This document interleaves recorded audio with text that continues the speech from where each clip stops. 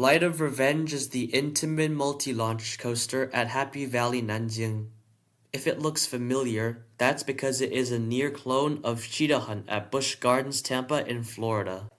Cheetah Hunt seems to get mixed reviews from coaster enthusiasts who have ridden it. Some say it isn't that forceful, while others praise it as a fun family thrill coaster.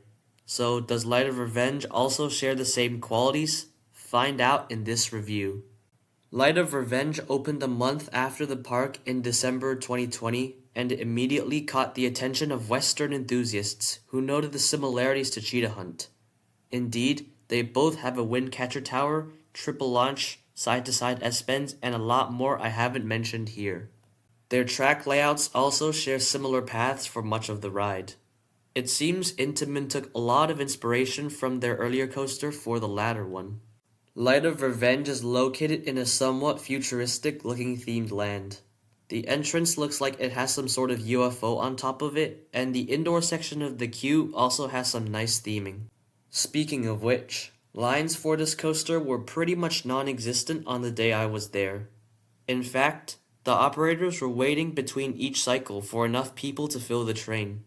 The park as a whole was dead, as I was there in the winter, which is not the park's peak season. Light of Revenge's trains have a pretty nice pattern on the front.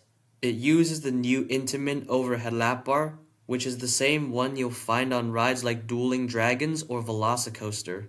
I find these restraints freeing and comfortable, as they leave your upper body free to feel all the forces this ride has. My favorite seat on this ride is the front, as the forces are just a little bit stronger there, and you have a better sense of speed. Once the operators hit the start button, you slowly roll out of the station and come to a stop on the launch track. After a few seconds, the first launch engages. In the first few seconds or so, it feels like the LSMs are just slowly pushing you forward, but after that, the acceleration suddenly becomes much quicker. Although the launch track is quite short, it is certainly very intense. At this point, you go around a slow turn which doesn't have much force. Then you hit the second launch. Although it isn't as intense as the first, it still has a pretty good kick to it. This also happens in an underground tunnel, which enhances the sense of speed. Then you jump up into the iconic wind catcher tower. The bottom gives good positive Gs, and the front gets a very powerful ejector airtime pop when you level off. It's the best part of the ride for me. Even the back gets some floater airtime here. Then you coast around two slow helixes on top of the wind catcher tower. Do not expect any kind of force here, but it provides great views of the surrounding park from different angles as you circle around it. The drop off the wind catcher tower has some more good flowjector airtime in the back. Even the front gets some nice floater airtime. At this point, Cheetah Hunt has some straight track, while Light of Revenge goes into a tiny speed hill. This gives a brief burst of flowjector airtime. After that, you go into a weird stall element. This doesn't hang you upside down, instead stalling you just beyond 90 degrees. It does not count as an inversion, but you still get some nice lateral hang time here. Then you coast through some decently forceful low-to-the-ground turns broken up by a slightly snappy transition before going into the ride's one and only inversion. It is a slow 0G roll that has an extended period of hang time as well as weak laterals.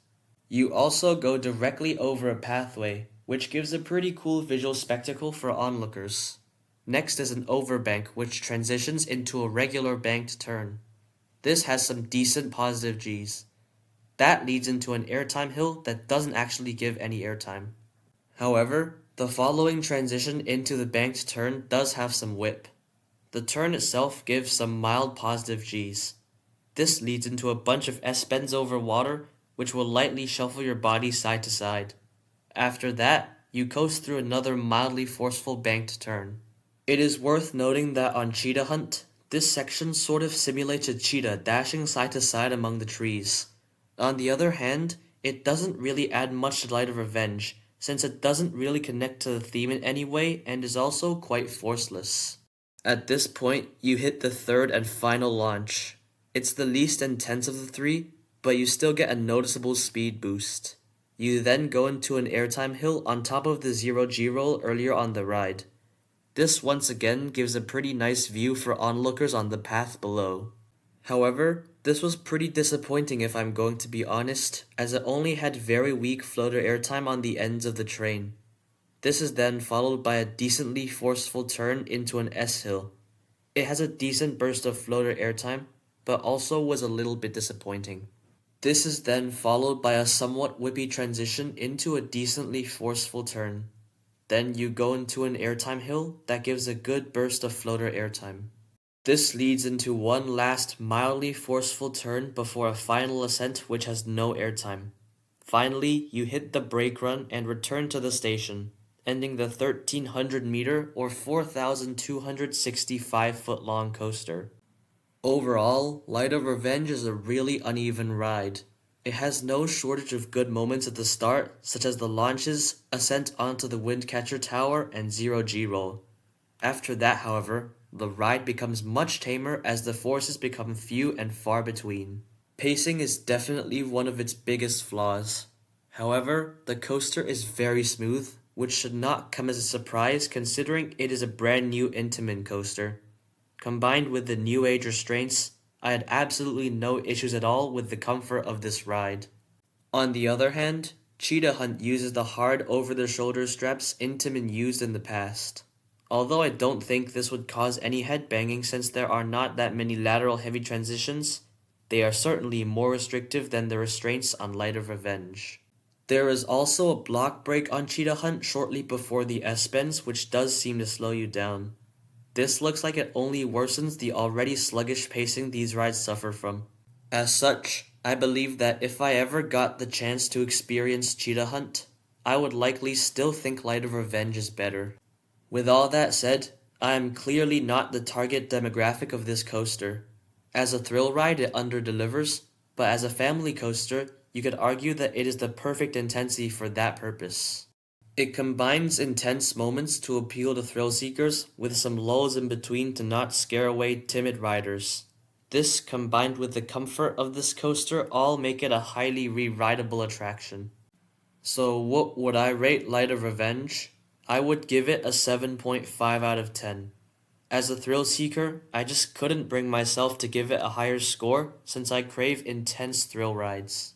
It is nonetheless an excellent family coaster with some good moments sprinkled in, and I won't skip it if I ever revisit the park sometime in the future.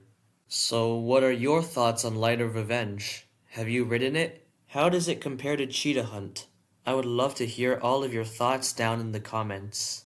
I hope you enjoyed this coaster review, and I would be very grateful if you like and subscribe since more videos will be coming in the future. Thanks for watching.